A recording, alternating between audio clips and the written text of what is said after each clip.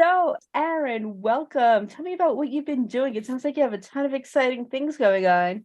Yeah, there's a lot of exciting things happening right now. First and foremost, my show Unstable, starring Rob Lowe, came out on Netflix on March 30th. So kind of still basking in that excitement. Nice. And that's good luck for you because that's my mom's birthday. So that's really good luck for you guys. Man, I feel the luck. I'm really, really feeling the luck. The show has been awesome. Like people have been like stopping me on the street telling me that they really like the show. They liked the character, and I'm like, the whole entire experience is pretty surreal. Yeah, tell me a little bit about your character.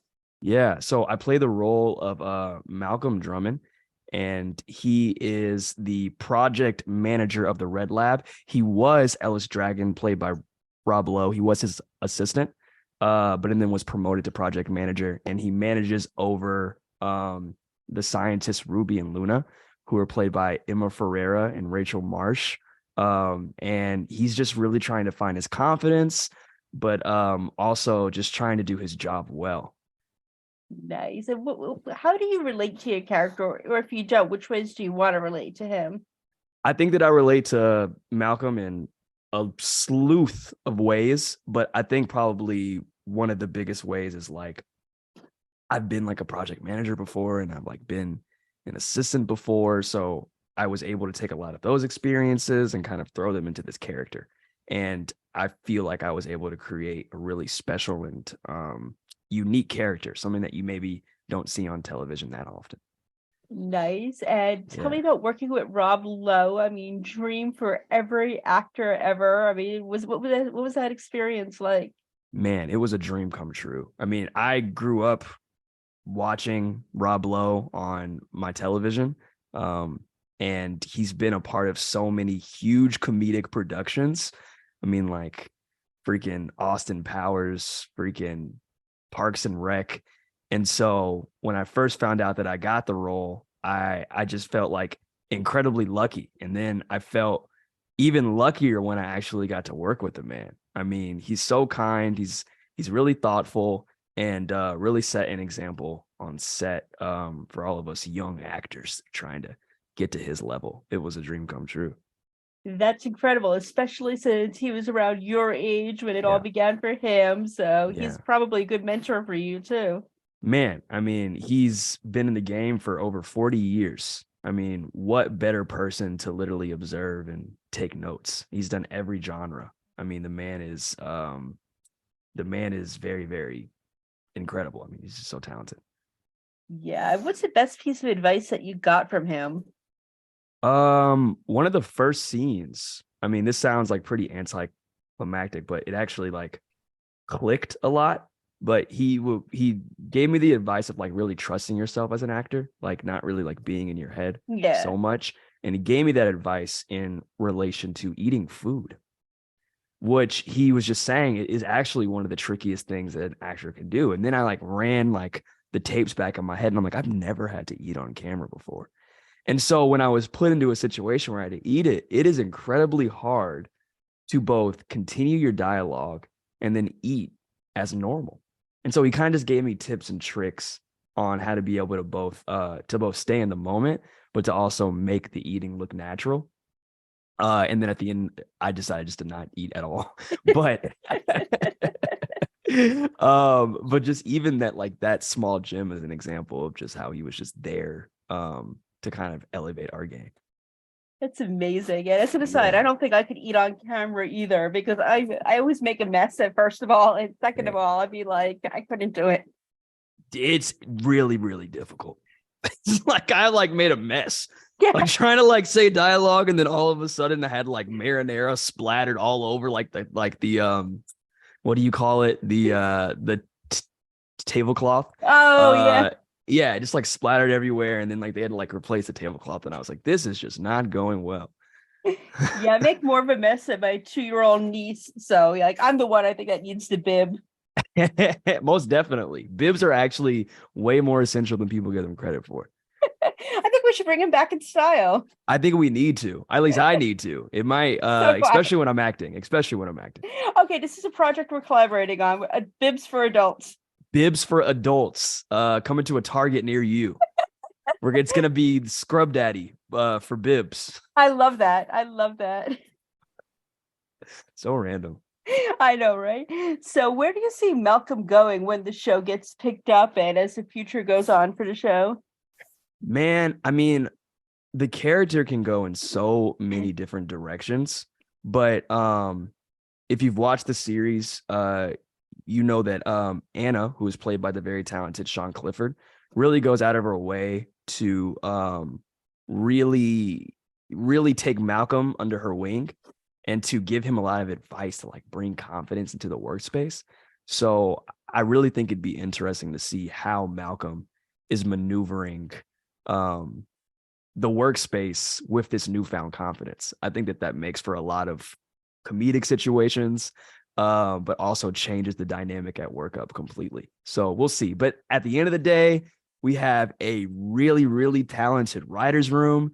And I know that all of them are going to be able to cook up something great. And as you know, also the writer strike is happening right now. I So know. yeah, and I'm really, really, I'm like praying and I'm pulling for the writers, man, because they deserve to get everything that they're worth, man. I mean, without them, we had such a clever and dynamic writers room.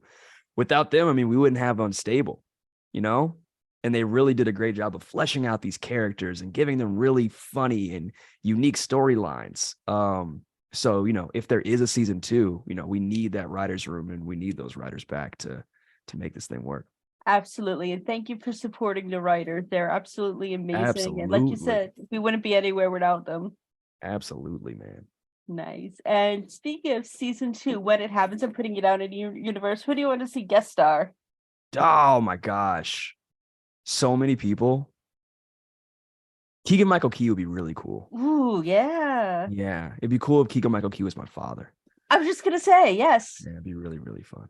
That'd be really fun. Randomly, George Wentz. I don't know if the Yeah. man I don't know if the man is still you know, doing a lot of TV these days, but that would just be really surreal for me personally, just for like my childhood to see old Yes. George on set. Of course, yeah. And I would like to see more in a Brat Pack, that Rob Lowe was friends with back in the day. Man, that actually gets some Molly action.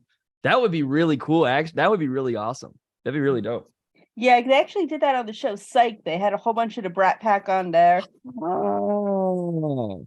You know, I've actually have never seen Psych. I remember when it was on television, and I know that Yeah, it's one of the like it's like a fan, like so many people love that show. I just never dived into it. Maybe I gotta check that out you now. should. I love the show Yeah. so much that I have a cat named McNabb that's running around my house right now. Oh, Like, that's so cool. yeah. So what's next for you, or is the show pretty much your baby now? I mean, the show is definitely something I'm very excited about, and I'm definitely still in the process of celebrating. But kind of also in the background, I do a lot of stand up, so I'm constantly performing around California and Los Angeles, and hopefully soon different parts of the country. So that's kind of really something I'm sinking my teeth in now. Well, I hear Penn State is lovely to do stand up, hint, hint. That's where I've been. So Hey, I would absolutely love to go to Penn State to do a little bit of comedy. Who knows? I might be there either this year or next. yeah, there's actually a cool stand up club by where I live. So Oh, sweet. yeah, I'll give you I'll the have to look hookup. into that. And Yes. then if I am there, I'm going to get you front row seats. Thank you. Thank I you. got you. And Of I'll make it course. up. I'll pay you back by making you my epic lasagna. Oh, yes. We all win. Yes. And one thing I like asking people that I interview is, so what's some fun fact about you that might surprise your fans? I juggle. Really? Yeah, I juggle. I'm trying to think if I have anything I can show you. I can juggle. I like was obsessed with it for like I was obsessed with it for like a really long time to the point where like my teacher started to get mad at me because I have ADD also.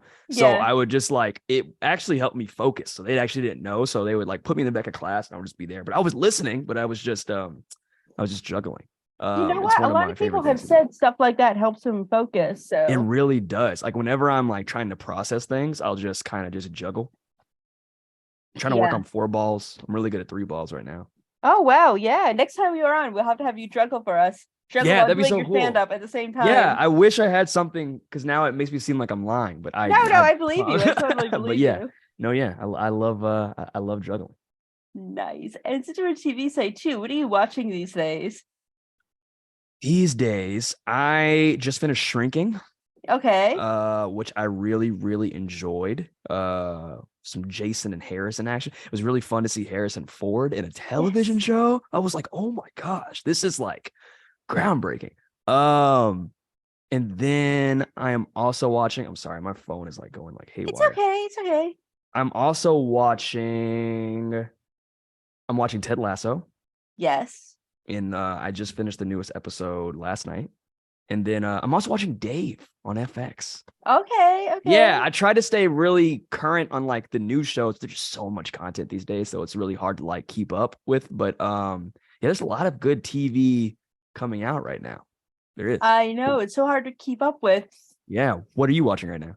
All right. Well, I'm obsessed. I'm watching again for the millionth time. Only Murders in the Building because I love that. Okay, Yeah. nice. Yeah, let's see, Young Sheldon, all the CBS comedies like Oh, Neighborhood, Bob sweet. Hearts, Abishola, all that, and of Nice. course Bravo is always on in my house. Oh, all the Housewives, Vanderpump. Yeah, my aunt Sheila was really into Bravo, so like I would sneak in every now and then and watch a few of those things too. Yeah, Bravo is Bravo. Yes, Um I like that. And true yeah, crime, all the true crime. True Crime is awesome. I used to Is it still called A&E or it's called True TV now, right? Yes, that, I'm and then showing they my have age now. ID, Investigation Discovery. Yep, they sure do. They sure do. Netflix has a lot of really good true crime shows also. So that kind of like scratches my itch for those types of like shows and like documentaries. But I remember like just binge watching A&E back in the day, like when I would come Yes, home from school and just like wouldn't stop. That and Chris Angel. yes, yes, absolutely. Oh, I love Chris Angel. He's amazing. No idea, man. He's Yes. incredible. He's You know, we incredible. need to get him as a guest star on the show. Maybe he could be Malcolm's best friend or a mentor or something. If we had Chris Angel on the show, I think I would cry. I would cry and then I would be like, dude, could you just maybe like disappear? Just want to see where I go. Oh, maybe he could be like an old mentor that passed away and then just like disappeared because he's actually a ghost that disappears when Malcolm needs him. Are you sure you're not a writer? This is Actually, good I am stuff. on the side, but Okay, yeah, nice. Yeah, I see it. I can see the full storyline. I like this. We got to pitch this.